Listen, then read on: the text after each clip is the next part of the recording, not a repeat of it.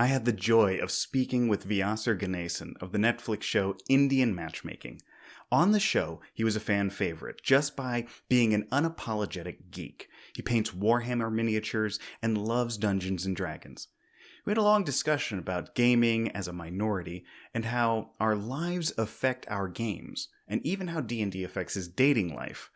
If you like what you see here, I will be posting a longer, uncut discussion between us tomorrow. So get comfy, grab your drink of choice, maybe paint a miniature, and welcome to Alternate Worlds.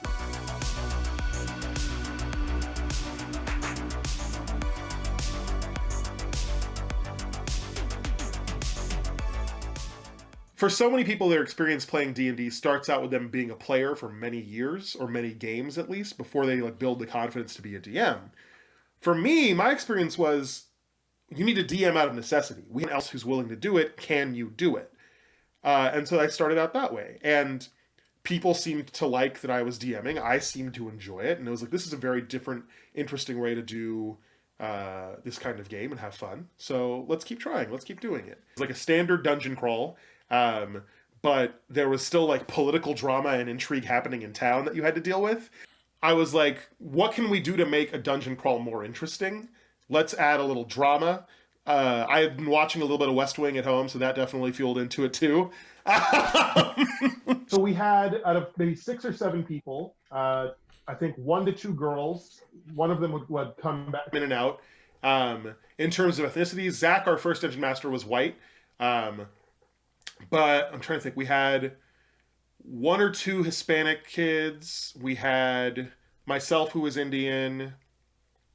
There was one other guy, I think, who was mixed. He was half Indian, half white, but he wouldn't come that often. And then the rest were either almost entirely white, or I don't know what the proper term is, but one guy is he's a first generation immigrant, so his parents are from Italy, so he was first generation Italian in the U.S. So okay. We had our school was majority white, so it made sense that the group would be majority white too. And at the time, I wasn't thinking about it at all, especially because this is at a time in the early 2000s where nerd culture is starting to enter the mainstream, but very gently and very slowly. And high school is still high school, and it's still super stratified in the jocks and the nerds. But the D&D kids that I would hang out with, we ended up being on the lower end of the totem pole, because it was still a pretty easy thing to make fun of and be ostracized for, because we'd cloister in our own group during lunch, Sometimes there's this idea that a minority individual has to represent their culture, but sometimes the outsider just wants to fit in, even with other outsiders. So I asked Vyasar if he felt any pressure to be a representative of his culture in his gaming group. No, and no one was expecting me to create Indian characters. No one was expecting me to change the game for them. It was really just what can I do to make this fun? What can we do to create the trope experience that everyone wants to get from this? And yeah, there was no expectation of race impacting D&D, because it was just, it's not we're grateful to have everyone here. We're grateful to be able to play this. We're grateful just to be able to do this. On the flip side, there is sometimes a struggle to get other minority folks to join the game, due to old stigmas that exist, or the feelings of the hobby being for just white guys. There were a lot of Indian kids who went to my school, and I spent a lot of time and hung out with them a lot, and a lot of them chose not to do D&D. I remember asking a lot of them and trying to get them to play with us, and I remember a lot of them saying, oh, well, there's not you'd be the only other brown person there. I remember it a distinct feeling that amongst people of color, D&D was already seen as a white hobby, specifically an unpopular white hobby. It's white people are already beating up other white people for playing this game. They're already beating us up because they think we're terrorists. Do you want to give them another reason? I mean, oh man, post 9/11 world. It was not friendly to many of my friends. It's in college, D&D shot up for me. My first year, I must have run 9 games in that first year.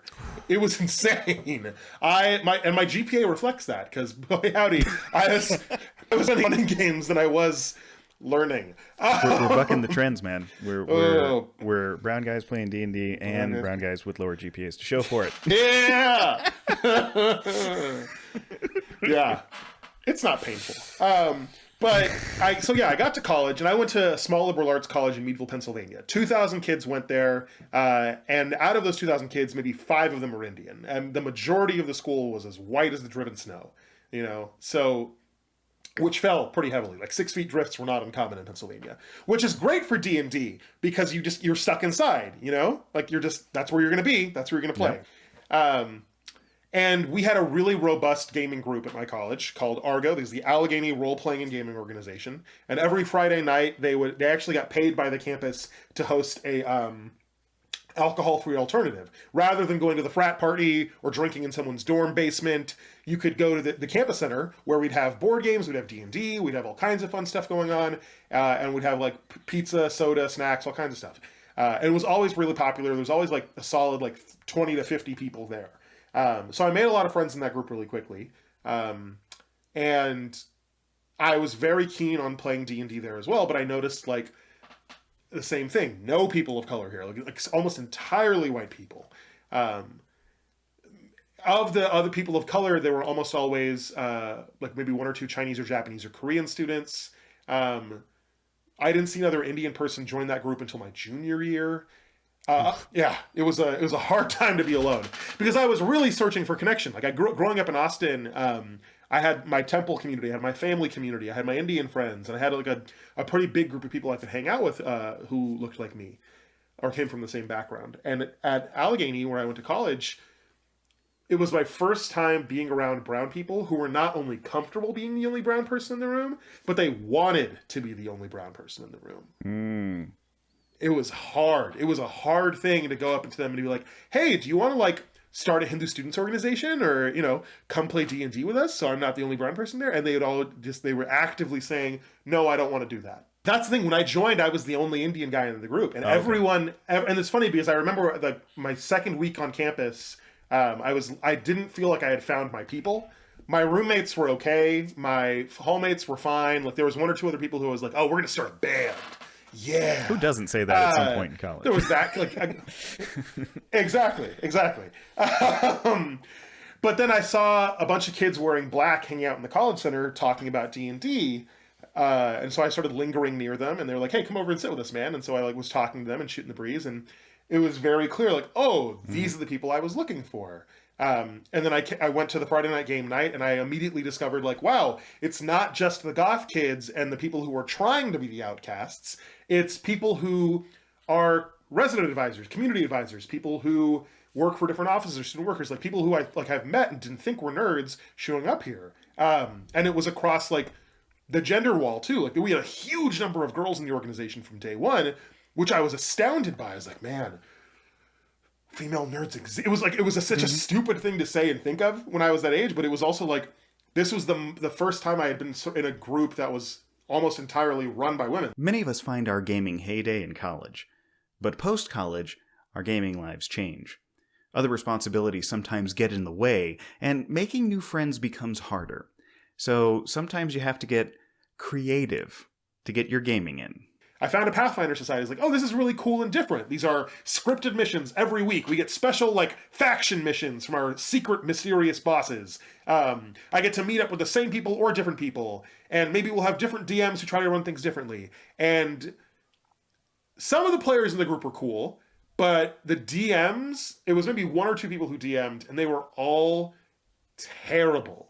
And I'm not saying that because I am a great DM and because I'm like, well, I could do it better. It wasn't even about doing it better. It was really about, these are the materials they were handed and they did not deviate them from the slightest. Like I literally said, like he was describing to us this like path we're walking down with these fluorescent mushrooms floating into the sky. And is like, can I like, if they're floating into the sky, can I jump on one and ride it for a bit? And it's like, no, you have to stay on the path.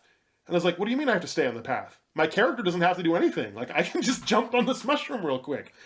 He's like, no, you can't do that. And finally, I pressed it. I was like, look, I'm going to go out of character for a second. What's wrong with me jumping on this mushroom? Like, it's something my character would do. He's an idiot. And he's like, dude, I don't have, like, there's nothing in the rule book, in the rules that's written or the scenario is written that tells me what will happen or what goes on 10 feet after this path. Many of us start in the vanilla D&D experience, which is fantastic. Vyasar and I discuss where the deviations occur, where you expand your RPG horizons and start playing other games and creating non-Tolkien-esque worlds to play in. It's funny, though, because Firefly ended up being the first setting I ran that was not a traditional Western medieval setting. That it was future space China, you know? It was very, like, it was full-on space Western with a lot of heavily, like, influenced Chinese mythology and stuff from period China. It was really cool, and it was, like, the first time I was like, I couldn't really put my finger on why I loved the setting so much other than how much I loved the show and the movie and that universe. But I think somewhere inside of me, I definitely knew, like, I was getting tired of D&D as written, you know? I started writing this campaign setting a year and a half ago called 10,000 Islands. I have always been a big fan of Pacific folklore and Pacific mythology. I just think that Polynesia, Indonesia, the lands of the Pacific have been home to just a myriad of cultures. You've got an incredible breadth and span of religions, ideologies, and groups from around the world that have crossed there. Whether we're talking about Filipino culture, whether we're talking about Muslim culture, whether we're talking about Hindu culture, it exists in varying forms across those islands. And it's led to the creation of some astoundingly amazing, breathtaking lore that's been created that is almost completely untapped and unused and underutilized and undervalued, which is a little weird to me when you consider the breadth and span of the Pacific. The Pacific Ocean is so large, it cannot be seen entirely on the globe. Like, take a second to think about that. You have to turn the globe to see the entirety of the ocean. The Pacific Ocean is so wide that if every single landmass on Earth was stuck together in one massive mass, it would fit inside the Pacific Ocean. Like, it is a massive, massive place that it covers on Earth that has just been completely right. Like, exactly. And it came to me where I was getting to a point where people were asking me to DM, and I didn't want to because I just felt like I had run out of stories to tell. The last game I had played, I had dived super deep on Celtic lore and Celtic mythology, German lore and German mythology, and I had made all these, like, crazy names that no one could pronounce in Welsh and all these other things. And no one really appreciated it. I felt like no one saw the work that I had put in and found value in it. They were like, yeah, cool, it's just another game that we're playing. The other thing, too, came apart when I realized, like, our game group was getting very diverse very quickly. Every time I had to describe a character to people, I realized everyone wasn't counting on me to tell them what skin color they were. That they were leaving race completely out of it. And people were also trying to bring up the argument about how race in D&D doesn't matter because you have orcs and wizards and fairies and dwarves. What does skin color matter? How can it make a difference? When they don't realize that, like, prejudice isn't entirely what D&D is based upon. Orcs and goblins are bad. Every time we see orcs and goblins, we unilaterally kill them. Drow are bad, and to reflect that, they have black skin, right? And they only come at night, right?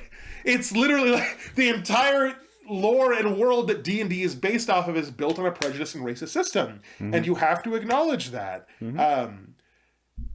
And like, people were telling me, oh, that's not the way we want to play. That's not what's fun. I was like, all right, I'm going to make acknowledging this fun. I'm going to make pointing this out part of the game so we can all grapple with it in our own way. And so the idea with 10,000 Islands, basically, is that the world is entirely islands. Like, there is a very large continent, maybe super, super far away, so far away that unless you can fly at the speed of a bullet or something else really, really fast, you're not going to get there in your lifetime. You are going to be stuck in these islands. Islands can range anywhere from the size of a medium-sized office building to, an island chain like Hawaii, or which is very much what the Pacific is like. There are thousands and thousands of islands in the Pacific that are all kinds of size. Micronesia alone has islands the size of this desk that I'm sitting at.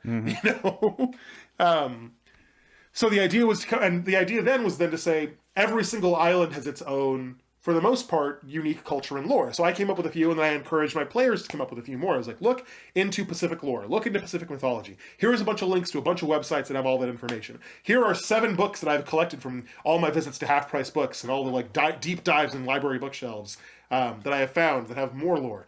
Take a look, find something that appeals to you, and build your character and your island around that. Help me build this world.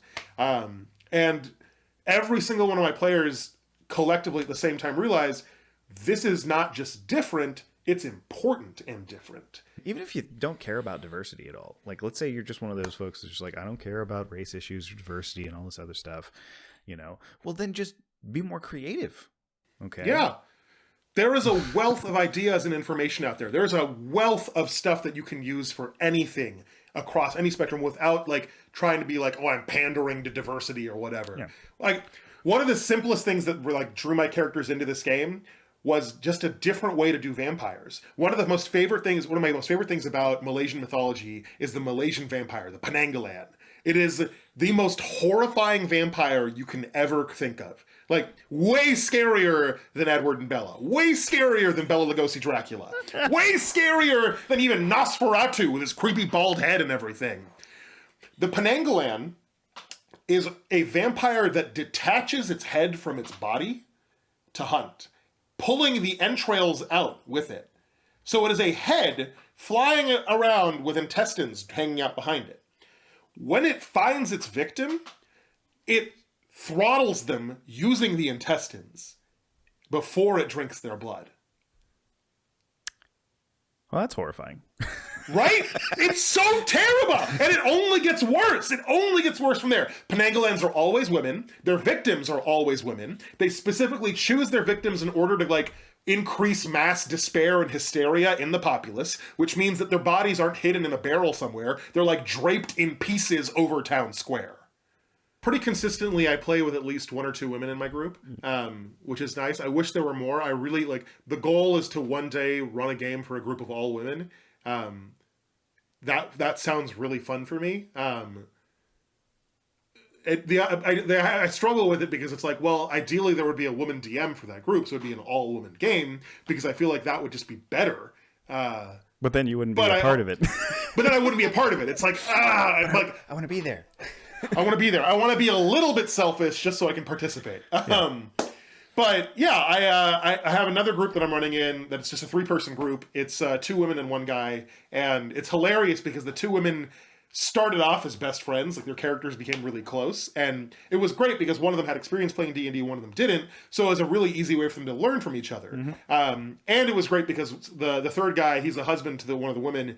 They could just make fun of him constantly and rag on him constantly. It was great. Considering his status as a geek bachelor, I also wanted to ask about how it affects his dating prospects. It's tricky, like, in the dating world to bring it up because I think about, like, man, it would be so cool to, like, date someone who's also really into this. But the girl I'm dating right now, she's not into it at all. And it's funny because she's like, I love that this is something that you do for yourself. And I love that, like, Monday night is your game night time. But this is just something that I'm not into. And as much of me is pained by, like, the thought that I'll never get to play D&D with her, or, like, I don't think it's going to happen, there's another part of me that's secretly really happy because I'm like, yes, part of me is still being rejected. Yes, part of me is still, like my high school nerd self, very much keeping this just for me, and, like, it's my secret, you know? It's hard. I'm not going to lie and tell you that it's easy, because I am not a Roll20 guy. I am not a, like, let's find a cool program where everyone can build their own custom mini and I'll make layered maps for you to traverse.